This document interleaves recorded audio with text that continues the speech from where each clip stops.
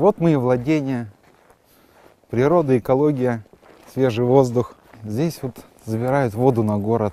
Охраняем территорию, чтобы сюда не заходили охотники, ягодники. И лиса приходила, где-то вообще столько зайцев здесь было. Ночью, часов 12, они прямо аж вот гурьбой сюда выходили, молодежь прыгала. Но потом их совы все переловили. Вдали от людей как-то и абсолютно другом думается. На свежем воздухе и мысли свежие. Какие-то идеи приходят в голову. Есть вот кормушка у нас для птичек, для белочек, бурундучков. Белки летом приходят самые первые, с позаранку. Соболь, вот он в прошлом году прибегал еще маленький. Он по ночам тоже прибегал в кормушку. Потом подрос, ну, видать, куда-то убежал. Может, женился, семью завел, да сейчас в тайге. Хорошая работа, тихая, спокойная.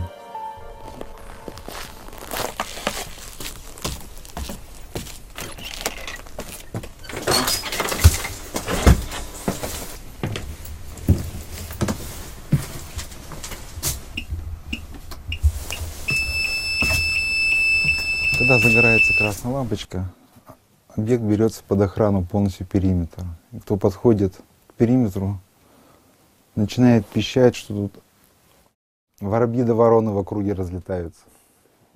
Сутки работаешь через строя, удобный график.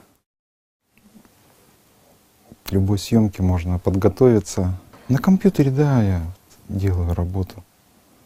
За сутки все-таки выполняешь редактирование намного больше, чем за трое дома. Всегда в каждой съемке, на каждой своей съемке я учусь. И прихожу, ее просматриваю. Ну, самый главный критик — это я сам себе. Второй, кто видит все мои съемки, это супруга. Я ей очень благодарен, потому что она мне не врет, всегда говорит, что хорошо, что плохо.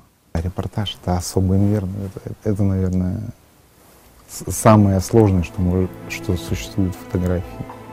Что значит быть счастливым человеком, для себя определил. Любить, быть любимым, должно быть обязательно любимое дело. Времени не должно ни на что хватать. Не зря же говорят, что с любимым и рай в шалаше. Просто шалаш должен стоять на необитаемом острове.